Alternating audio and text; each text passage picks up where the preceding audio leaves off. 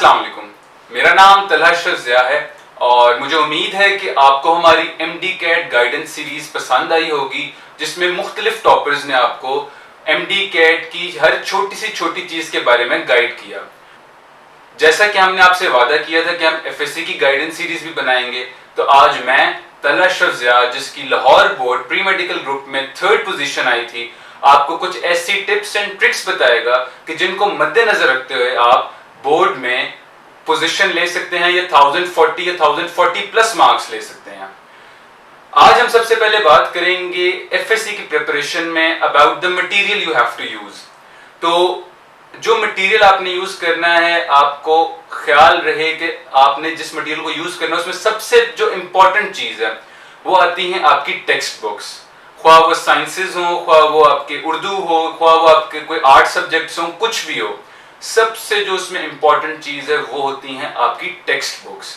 उन्हीं text books से आपने पढ़ना है for the short questions, for the MCQs, for the long questions. इसके साथ आपने रखना है एक नोट सीरीज को। वो नोट सीरीज किसी भी एकेडमी की हो सकती है, ख्वाह वो अजीम की नोट सीरीज है या वो किप्स की नोट सीरीज है, लेकिन ये बात याद रहे कि ये नोट सीरीज जो है ये बुक को रिप्लेस नहीं करेगी। इसने आपको हेल्प करना है कुछ डायग्राम्स के अंदर, और इसने आपको हेल्प करना है हेडिंग्स वगैरह में। फॉर एग्जाम्पल, अगर आप बायोलॉजी की कोई गाइड यूज कर रहे हैं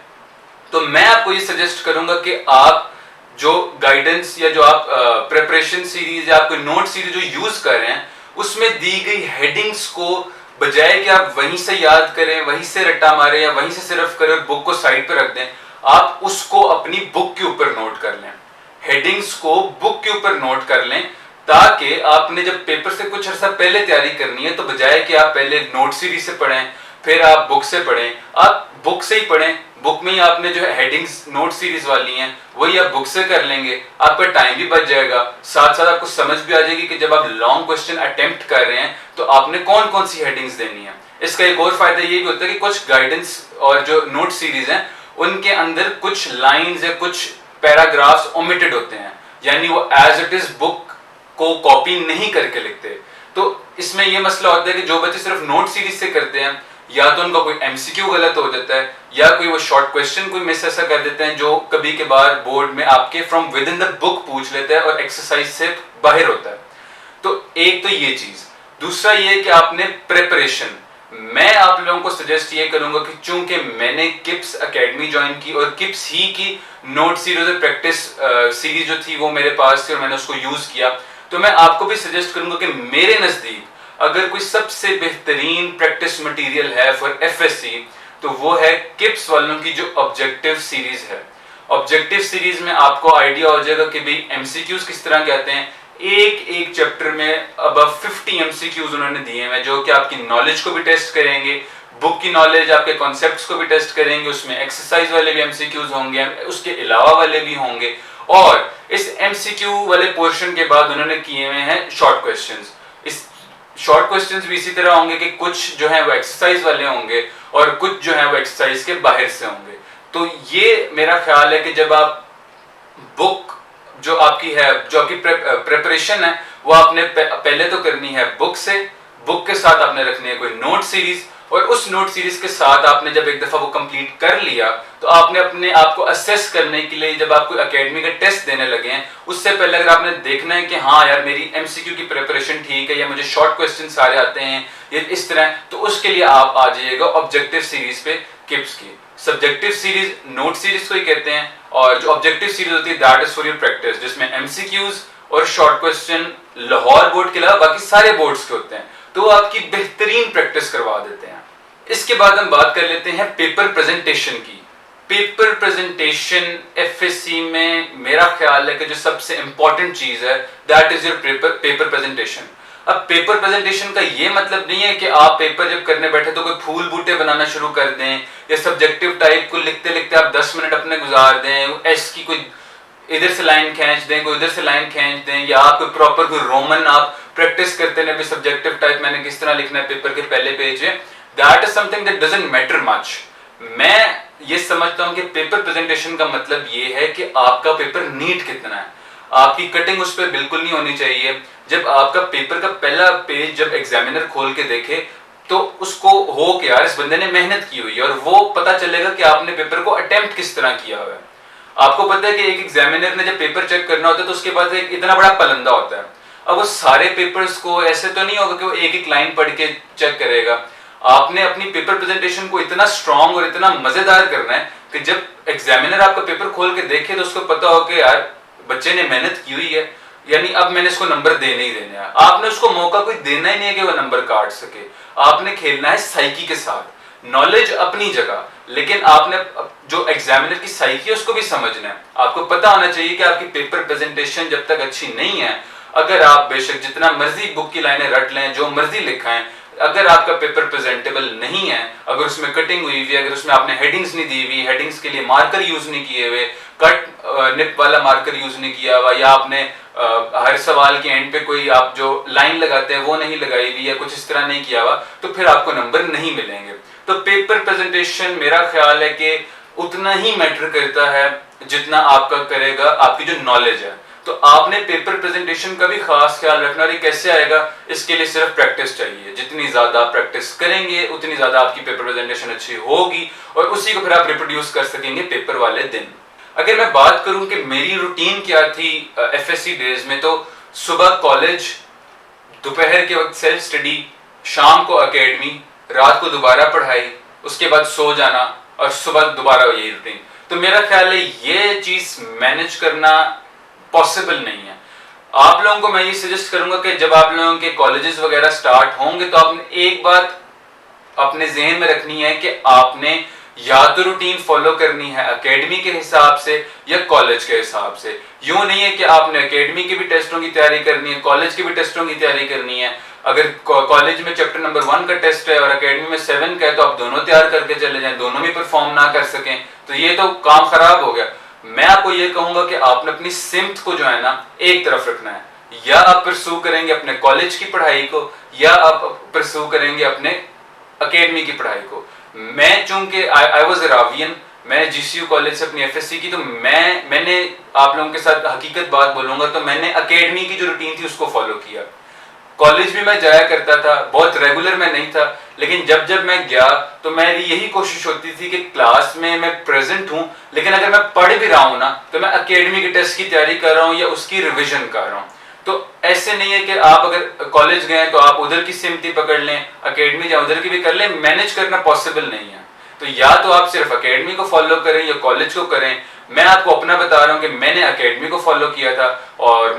मेरा ख्याल है कि मुझे उसका बहुत फायदा भी हुआ, बजाय कि मैं दोनों तरफ मैनेज करता रहता और ना इधर का रहता और ना मैं उधर का रहता।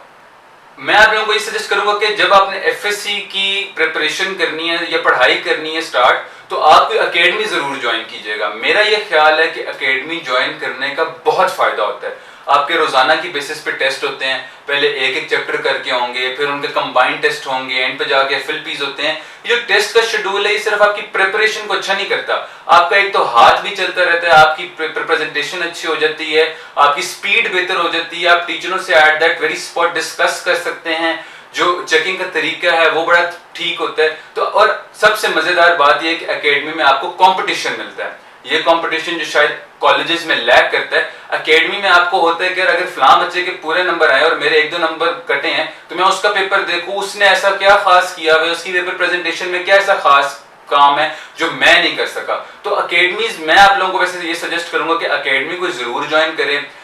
तो उसके लिए मैं आपको ये सजेस्ट करूंगा कि कंपटीशन अपनी जगह, उसकी भी काफी इंपॉर्टेंस है, लेकिन जो प्रैक्टिस आपको एकेडमी में मिल सकती है मेरा ख्याल है आपको वो कॉलेजेस में नहीं मिल सकती, क्योंकि कॉलेजेस में जो आपके टेस्ट है वो होते हैं मंथली बेसिस पे, मंथली नहीं 2 मंथ में एक दफा हो जाएंगे, और फिर आगे जाके प्री बोर्ड वगैरह होते हैं जिनका कभी कभार हमें रिजल्ट मिलता ही नहीं है। अकेडमीज में ये फायदा होता है कि आप अपना टेस्ट जब अटेम्प्ट करेंगे उसके 2-3 दिन बाद आप उसको असेस कर सकते हैं, उसी वक्त आप टीचर से डिस्कस कर सकते हैं, जिस बच्चे का आपसे अगर ज्यादा नंबर आ गया आप उसके साथ कंपेयर कर सके। तो ये जो हेल्दी कंपटीशन और जो ये प्रैक्टिस वाला फैक्टर है ये बड़ा हेल्प करता है। अब अगर मैं बात कर लूं पेपर सॉल्विंग टेक्निक्स की, तो आपको सब्जेक्ट वाइज जो गाइड है वो तो हम वो भी करेंगे, लेकिन अगर मैं जनरल एक ओवरव्यू आपको दे दूं तो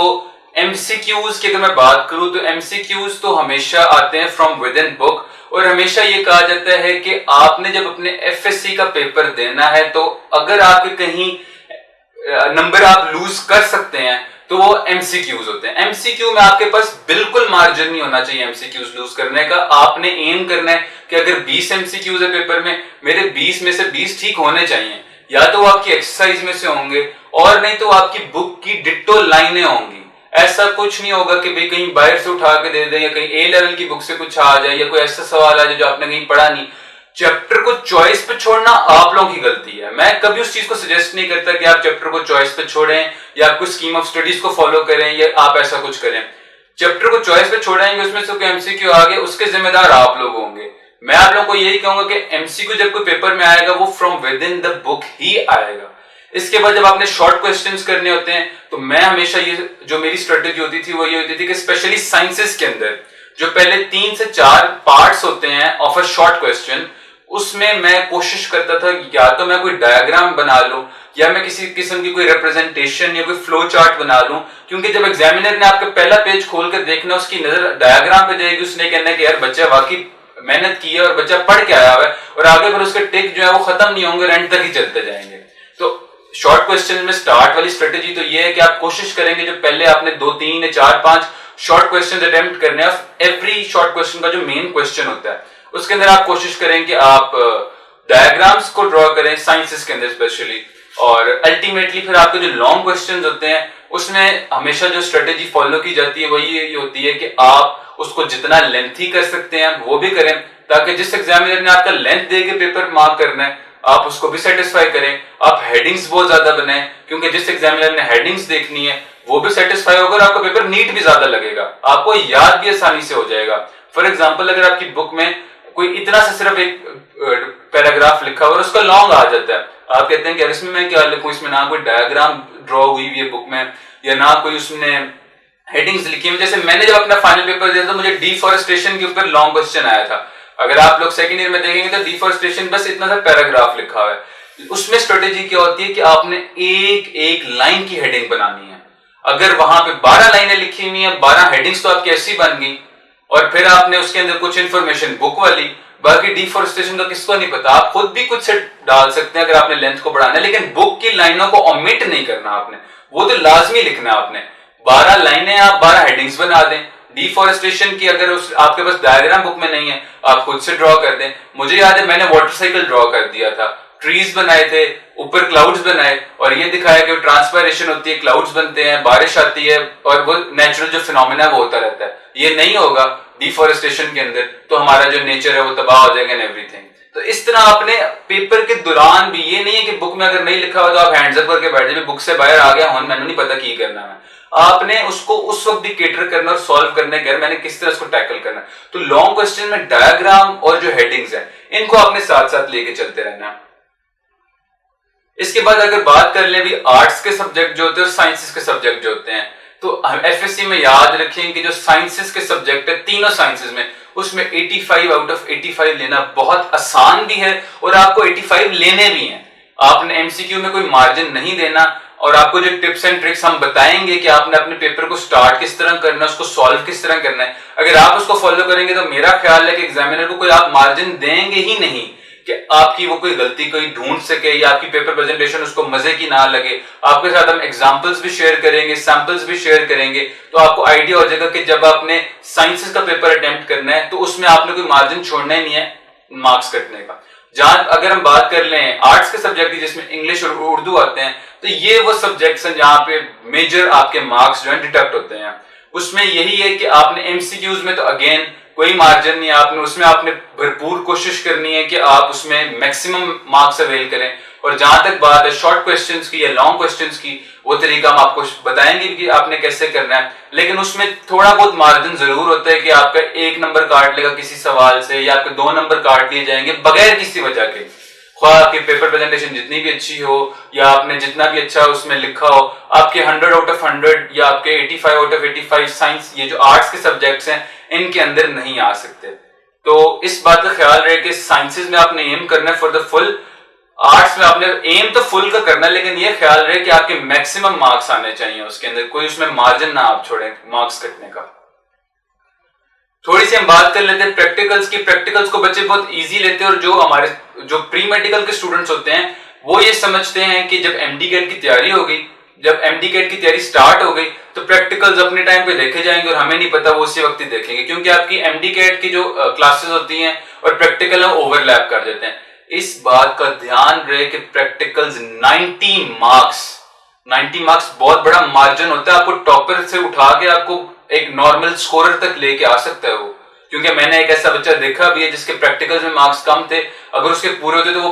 पोजीशन होल्डर होता। तो इस बात का ख्याल रखना कि आपने उसको लाइटली नहीं लेना। आपने जब प्रैक्टिकल का पेपर देने जाना है, आप बेशक ऑफ कर लें, आप जो भी कर लें, तैयारी करके जानी है। आप जितने मर्जी जुगाड़ लगा लें, अगर आप तैयारी करके नहीं गए तो समझें कि आप प्रैक्टिकल में पूरे मार्क्स ले ही नहीं सकते। प्रैक्टिकल की तैयारी करनी है आपने, और इस बात का ख्याल रहे कि 90 मार्क्स बहुत बड़ी वेटेज होती है आपके मेरिट को डिटरमिन करने में। 90 मार्क्स ना 60 आ जाए, आपका मेरिट कहीं से उठा के कहीं पे भी जा सकता है। तो इस बात का आपने ख्याल रखना है कि आप प्रैक्टिकल्स की भी तैयारी करें, और उस दिन आप बेशक ऑफ कर लें जो भी, लेकिन इसको आपने इंपॉर्टेंस जरूर देनी है।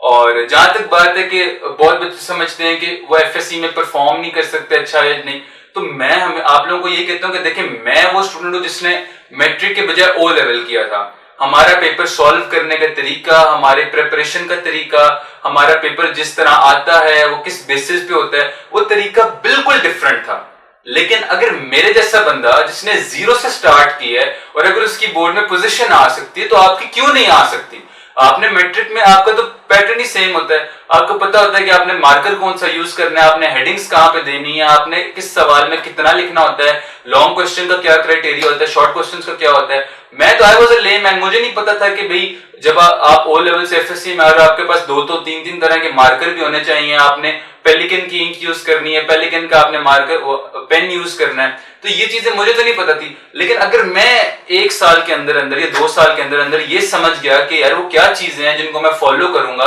तो मैं मैक्सिमम मार्क्स अवेल कर सकता हूं, तो वो तो आप भी कर सकते हैं। तो ये घबराना नहीं है कि अगर आप मैट्रिक से एफएससी में शिफ्ट करते हैं और आपको समझ नहीं लगती कि भाई अब मेरे नंबर क्यों नहीं आ रहे, क्या सीन है, वो घबराना नहीं है आपने। अगर मैंने कोप अप किया है तो मेरा ख्याल आप लोग मेरे से बेहतर कोप अप कर सकते हैं, क्योंकि आप तो सिस्टम के अंदर ही रहे हैं, उस सिस्टम से ही आप एफएससी में आए हैं। तो मेरा ख्याल है कि जिस तरह मैंने कोप अप किया, अगर मेरे 1048 मार्क्स है तो आप लोगों के 1058 मार्क्स भी आ सकते हैं, अगर आप इस बात को एवेल्युएट करें कि वो क्या चीजें हैं जिन पे आपने फोकस करना है ताकि आपके मैक्सिमम मार्क्स आ सके।